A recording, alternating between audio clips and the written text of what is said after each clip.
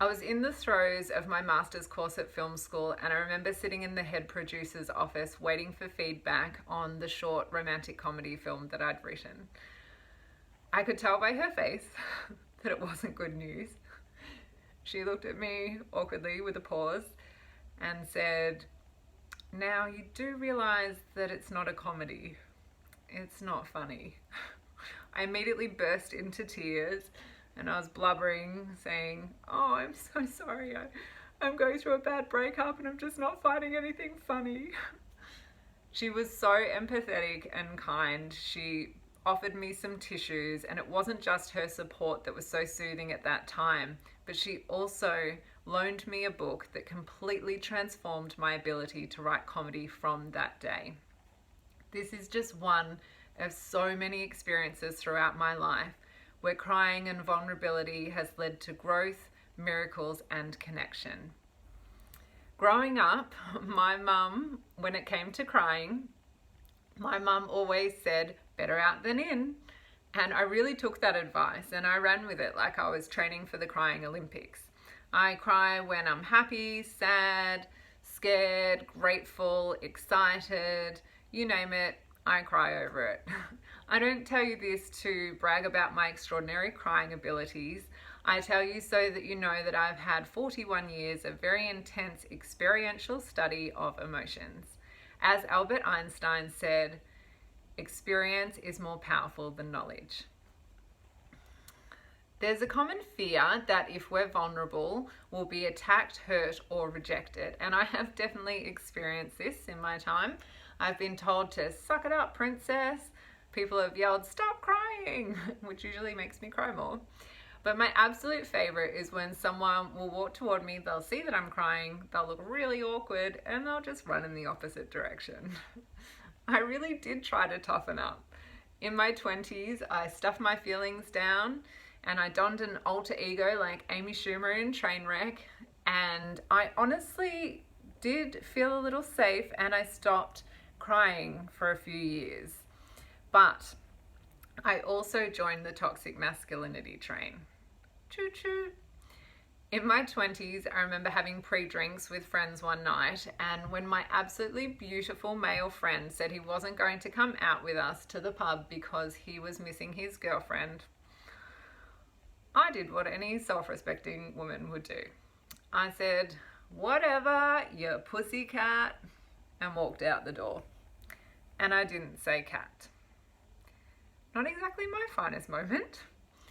I criticized him for his sensitivity because I was repressing my own.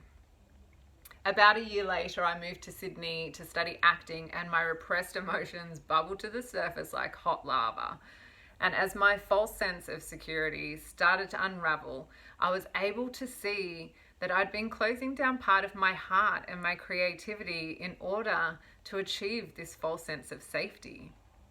I remember one day looking at myself in the mirror and thinking, gosh, I can't really remember the last time I really looked into my own eyes. And it was a really scary and messy time in my life as the emotions were coming to the surface, but I felt more alive and connected to my true self than I had in years. And suddenly the choice between being shut down and sensitivity was really easy. So I went back to crying at the drop of a hat.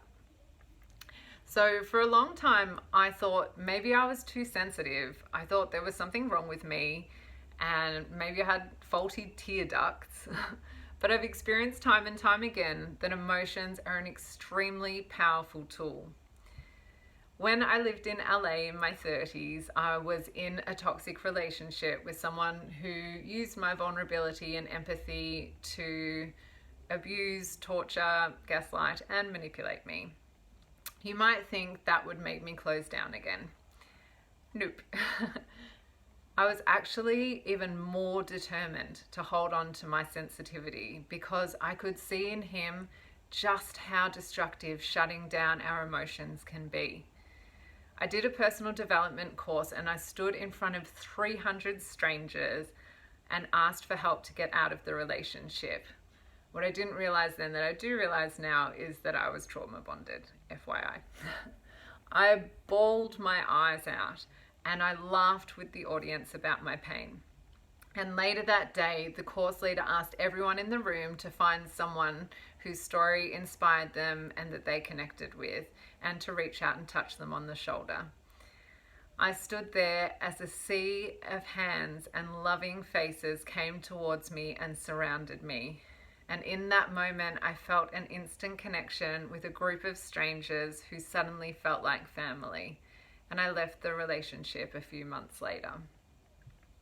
Yet another example of how emotion has led to growth, connection, and miracles. So what happens when we repress our emotions? Well, it's like the line in the rhyme, I'm a little teapot.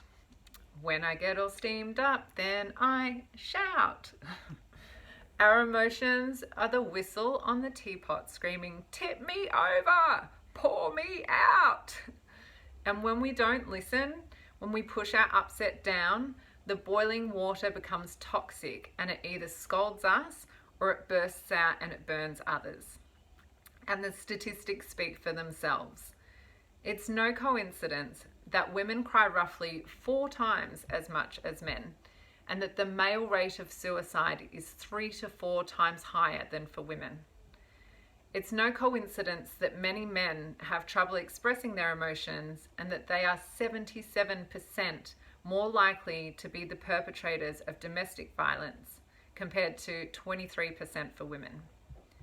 It's no coincidence that men are brought up to believe that crying is for sissies and that anger is a strong, manly trait, and that they make up, on average, 95% of the perpetrators of murder.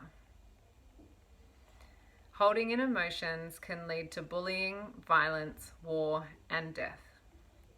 But when we pour the boiling water out, when we allow ourselves to cry, we release oxytocin and endorphins, relieving stress, anxiety, and frustration before it even gets to that point.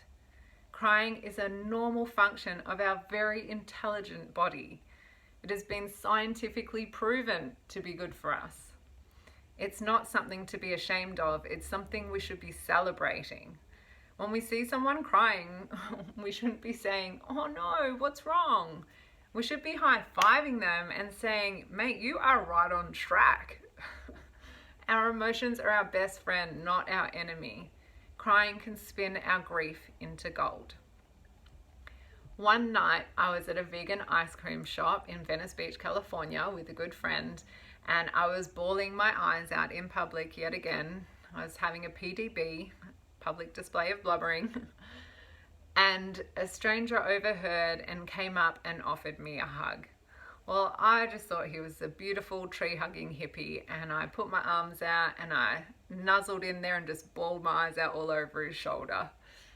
And then we sat down and we got to talking, and it turned out that he was the director of one of my all-time favorite movies, 10 Things I Hate About You.